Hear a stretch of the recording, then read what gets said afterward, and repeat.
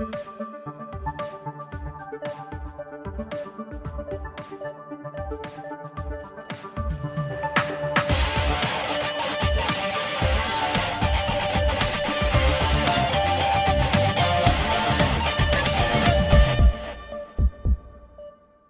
welcome back to the Neurocritical Care Society podcast.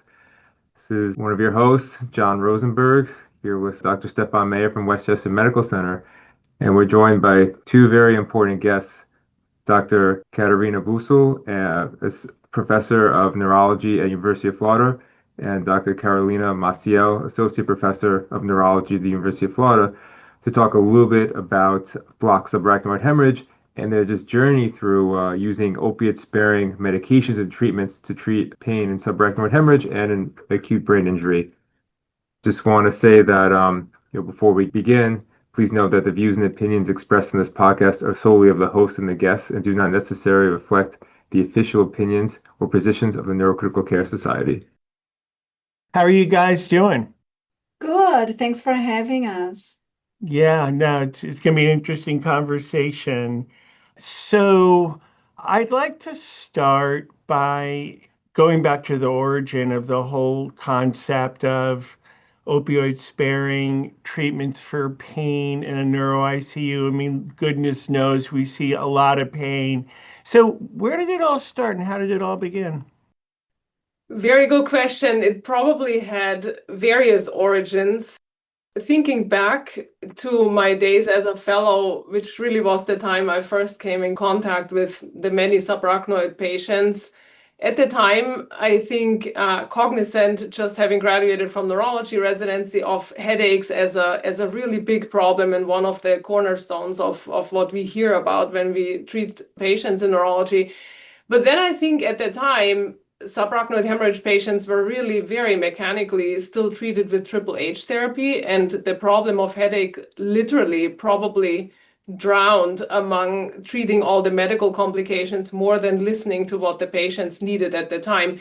But it was always something that bothered me, that we didn't really have a good approach to it, and more like we'll try to put all kinds of medications on, and nothing seemed to really work. People were miserable.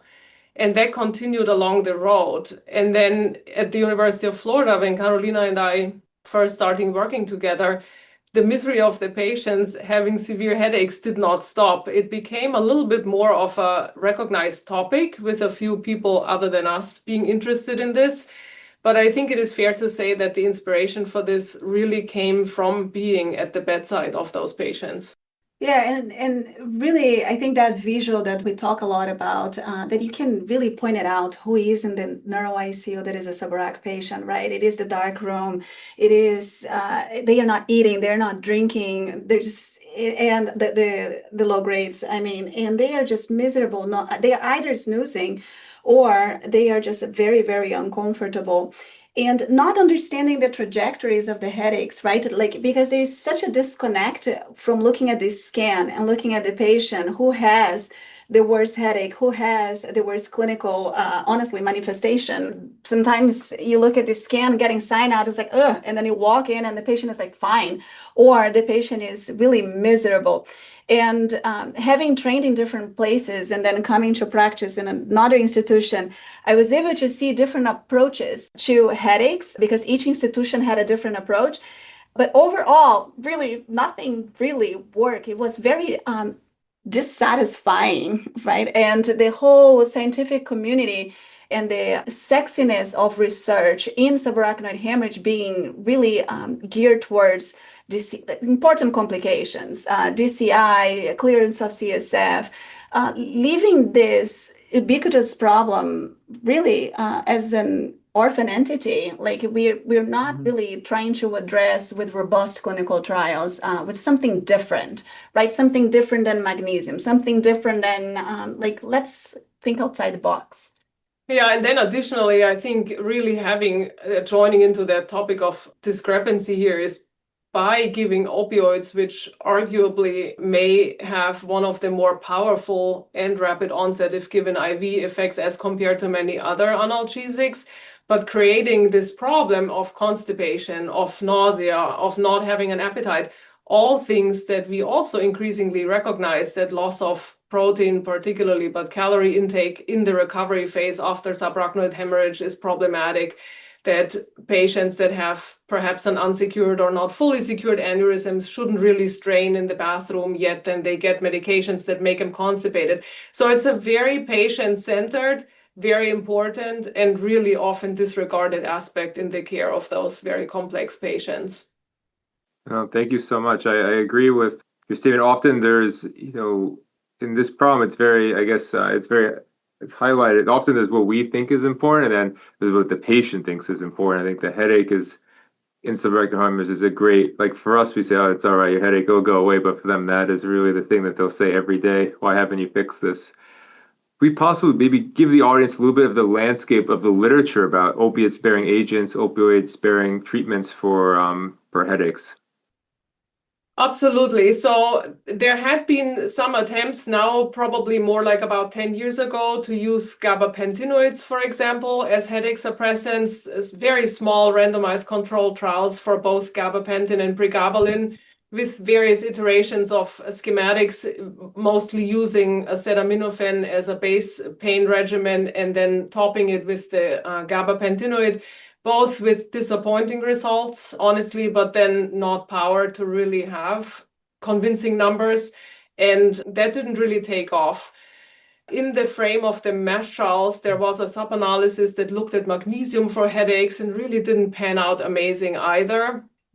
Extrapolatedly, I think neurologists tend to use a lot of steroids for headaches post-subarachnoid hemorrhage. The literature for this is probably weak overall, but strongest for use of steroids in the emergency setting for patients that present with not otherwise needed to treat refractory headaches. And then extrapolating those to subarachnoid hemorrhage, there is now, I think, 3 retrospective observational series that look into this, and they're also quite disappointing in the sense that steroids may help very small effect size, meaning numeric pain rating scale score coming down 1 point on the 10-point scale score, which is very questionably a clinically meaningful result. And then also not lasting very long. So short lasting effect in those series. What else are we missing? I'll tell you, there's this interesting class of drugs called NSAIDs. Right, non-steroidal acute inflammatory treatments. And one of them that we use a lot in the hospital is ketorolac. I don't know about you, but I've been at multiple institutions and seen this sort of like belief system that ketorolac is dangerous.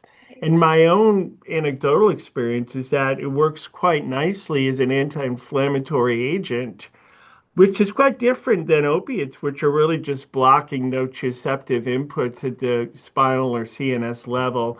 What's your understanding of the track record of ketorolac or any of your own personal experience that you guys have had? So the challenge, I think, with NSAIDs, we want to also to be pragmatic, right? And there is this belief. I want to just build on what you just mentioned, right? And in a transdisciplinary ICU, there are some dogmas of the banned drugs, and I think, unfortunately, right, the ketorolac and even ibuprofen, when we're talking about refractory fever or hyperthermia, sometimes it works like a charm, right? And I believe it also is because it fundamentally acts on the roots of the symptoms and signs that we are trying to address with the inflammation. Having said that, the comfort zone in many units, it's much different than what the evidence suggests in terms of safety. So yes, I think there is definitely a role for NSAIDs, and we consider that to the point that in the study protocol for Block Subarac, we were like, it is absolutely, we want to control for confounders and for a heterogeneity in the management of headaches, because that is the landscape of management of post-subarachnoid hemorrhage headache. And we want to be ethical in a sense that we need to allow for NSAID. So it is one of the drugs that we're like, absolutely feel free to give as much as you want, because there are a subset of patients that do respond beautifully to it. But Stefan, the headache generation and the mechanisms in subarachnoid hemorrhage, there is an inflammatory component, but it's not just what is, right? It is multifactorial. And there are, there is a subset of patients that do not respond to NSAIDs also, and they are there with refractory pain too. And while to come about with this idea that we want to not necessarily, the opioid-sparing piece was in our mind for sure, but the main point is that we want to find something that works. And we toyed with those ideas too, like what could do, what could happen. But understanding that the patients are different and the pain mechanisms may be different in different patients. Some patients have the cranny pain on the top of that. Some patients have some CSF diversion needs that might potentially not be met to whatever diversion is meeting the requirements. So it is so multi-layered that we needed to really, we found it very enticing of having something that will address globally, no matter what it is that it is causing this headache, this could affect. Thank you so much for that summary. Maybe we'll go to the next level. So we have our opiates, which have downsides. We have our non-opiate agents, which seem not to be that effective. So tell us a little about what's the next level that we have here for headaches and for treating headaches and subarachnoid hemorrhage or headaches and acute brain injury. In terms of the arsenal, the therapeutic arsenal? And we can, tell me about a little bit the armamentarium of interventions that we can use, of nerve blocks and kind of what, Well, many of those are in the tryout period. And of course, our nerve block is the one that we are most interested in currently. So nerve blocks is one idea which would address the pain locally created, as Carolina pointed it out. I think some of the additional ideas would be to toy with CSF diversion and target that, not to the need of hydrocephalus, yes, no, but also to pain, yes, no, or inflammation by proxy, right, by inflammatome created in the CSF through blood-brain blood product breakdown products.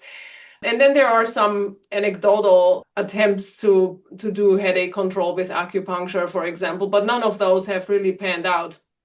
I think the best track record is cumulatively for nerve blocks, and those can be various ones. So the one we are focusing on is a block delivered to the pterygopalatine fossa, which houses the sphenopalatine ganglion, which is the largest ganglion, autonomic ganglion in the skull by base space. And then it also houses the traversion of the second branch of the maxillary nerve, which makes this space particularly interesting because there is a direct connection to the trigeminal nosy-producing system. Additionally, for this very space, specifically for this sphenopalatine ganglion, there is ample data available on use of a block for primary headache disorders, such as cluster headaches and migraine.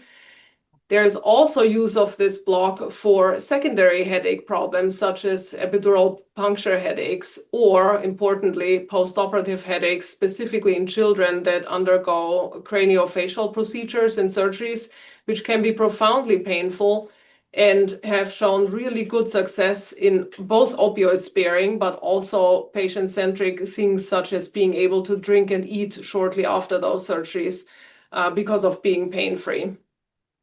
And then I think the one other piece of arsenal, right, that we often resort to in clinical practice, again, extrapolating, is like anti-seizure medications that have that property, right? So then I can see we did a survey to even kind of understand what it is, the landscape in preparation for the study. And a significant proportion of clinicians managing post-subarachnoid headache use valproic acid, gabapentinoids, as Katerina is saying, with pregabalin and gabapentin, antidepressant medications, right, SSRIs and SNRIs. So there are also those approaches, and I think very few were doing botulinum toxin in this context. Very few, but yeah, I was going to ask about that. Yeah, I've never seen that. So for our listeners, then, can you explain how someone does a sphenopalatine nerve block? I have never done one or seen one, I can just imagine getting an ultrasound up there, and you going by landmarks, I guess. So how do you do it? So it is exciting. I was so interested in actually not only seeing it done, but I wanted to feel how it felt. So actually, I got it done on myself in the process of this because I wanted exactly to know exactly how it is. I can't Um, wait to hear. We also needed model picture for our grant and for the booklet and so forth. So we got beautiful video and picture footage out of this trial. Yeah, it is interesting. So we are not acute pain proceduralists, right? We partner with anesthesia acute pain, our collaborator Cam Smith, and we got to learn a lot more about the procedure. So different institutions do differently when it's used in clinical practice. It can be done very frequently under fluoro, which does not really sound that practical in the neuro ICU, right? Having to move the patient out, particularly when you want to do your neuro checks. So it is not really done blindly often, and you can have a suprazygomatic approach or infrazygomatic approach. So our approach is suprazygomatic. It is done with the ultrasound because that allows for the visualization of your target, but also the needle trajectory, the needle tip trajectory, to move away from important structures like you don't want to puncture the nerve, right? Can you imagine if you hit your elbow, you had that ulnar shock? Can you imagine a trigeminal shock? It's not fun at all. So that allows for the visualization of their nervous structures and move it away. And also vessels, although this is such a tiny and confined space with very small vessels that accidentally puncturing in delivery, the injectate intravascularly is actually we have never seen described, honestly, in the literature. So it is done under ultrasound guidance for that. It is a space that it is about 3 cc's space, but the injectate that we do is 5 cc's, which is the same volume that it is even done in children. And we do a combination of a local anesthetic and an adjunctive medication, such as dexamethasone, to prolong the effect of the block. So, and then you're bilaterally. Injecting some like ropivacaine or something like that, and Decadron. Yes, we chose ropivacaine for the properties that it is the least potentially toxic to minimize any form of danger as best as we could, and then dexamethasone for its track record in serving as an adjunct to prolong the nerve block function. So how often, when I'm sure you were doing some, preliminary studies leading up to the phase 2 trial, how often do you give it? And, 20 minutes later, the patient is hugging you and smiling and pain-free. Is it that dramatic? Tell us a little bit about your trial as well. Yeah. So for context, we actually started doing this clinically before we decided to do this study. So we are fortunate that this is a procedure that our pain service here does a lot for all the craniofacial surgeries. And they are used to be called, and they have a consulting service, they're used to be called for any refractory headache, and they offer this. And our experience before block Subarach was on those patients that nothing really helped. They were refractory, they were far into the course of subarachnoid hemorrhage. And then we started seeing that it was not 30 minutes, my dear, it was within seconds. They were like, oh my God, why we are waiting for this long? As a matter of fact, it was so powerful that we use those letters of support and the excerpt of the experiences from the patients and the families in our grant to just really bring it forward, this perspective of how much it helps those patients. Yeah, I think that is one of the principles, right? You have a small observation, and then the size effect, even just observedly, has to be marked enough to make it valuable to move on to a trial. And while not in all patients were the headaches gone entirely, some reported, for example, I remember one person specifically that said, oh, the headaches are not that much better, but I feel I can get up and walk around the unit. So there might be proxy elements that might be better, and those were through the bench fairly powerful. Worst case, somebody said it wasn't that amazing, but no one said this was absolutely awful, because it is, after all, a nerve block akin to a numbing that you feel at the dentist and then eventually it goes away. But no one reported to us that it had made their headaches worse or that it made them nauseated or any other of the side effects that they had experienced with the pain regimen before. I think importantly, as Carolina pointed out, we did this as a rescue. So then we did not do it early on, which is part of one of the main reasons that we hope to answer in the trial, actually, or main points that we hope to answer with the trial, which is if you do this early on, can you prevent this kindling of going into pain circles and maybe interrupt from the get-go, whichever processes there might be. And the reason we did not do this early on and will not do it early on outside the context of a trial is that the sphenopalatine ganglion does contain autonomic fibers where theoretically manipulation or change in vascular regulation could be had. So we are doing this under very strict monitoring with transcranial Doppler vascular velocities to see whether the block affects, in this context of subarachnoid hemorrhage, the vascular velocities. Yeah, so I saw that. So the concern is that it could induce vasospasm?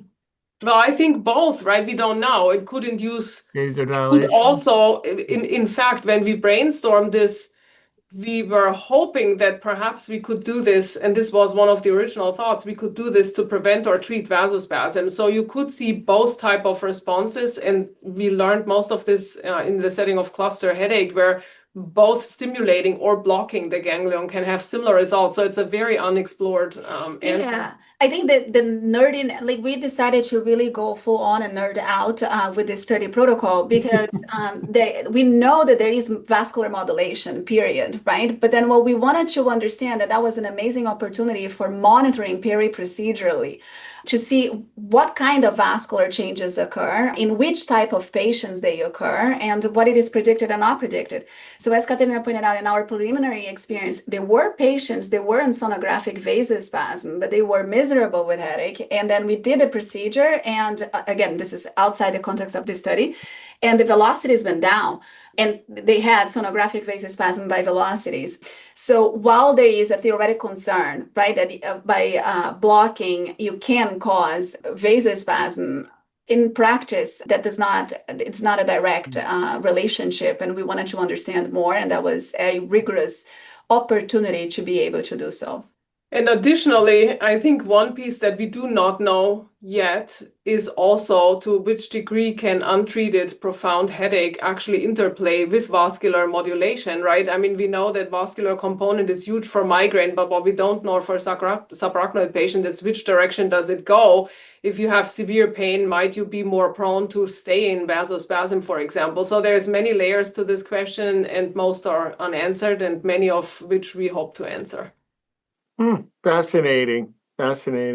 So I guess it's coming close to our wrap up. So just, I guess the last question that I have is, if you get a good result from this trial, it's a phase 2, where could you potentially see this going in terms of how we practice day to day?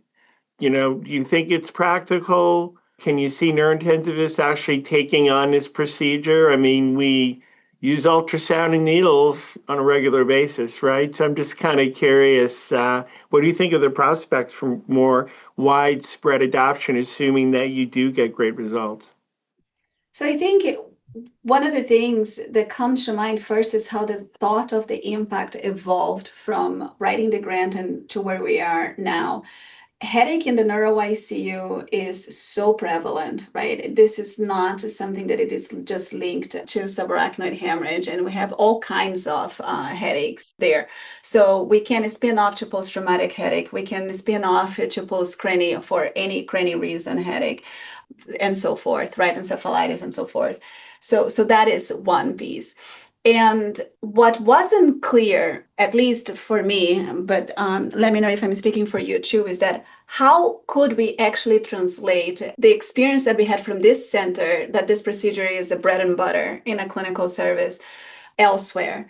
And over the past few years, and now implementing the training program, we have proceduralists that are neurosurgeons. We have proceduralists that are neurocritical care fellows. We have proceduralists that are neurointensivists. We have proceduralists that are headache specialists.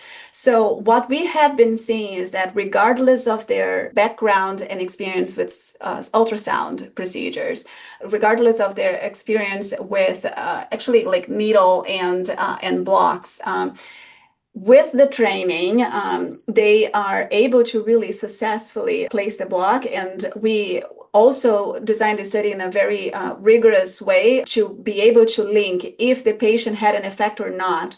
Was it potentially related to, was the placement of the injection appropriately or not? So we have the ultrasound images. We actually capture all of those. We have a blinded group of experienced proceduralists to actually rate and adjudicate if it was placed adequately or inadequately or indeterminate.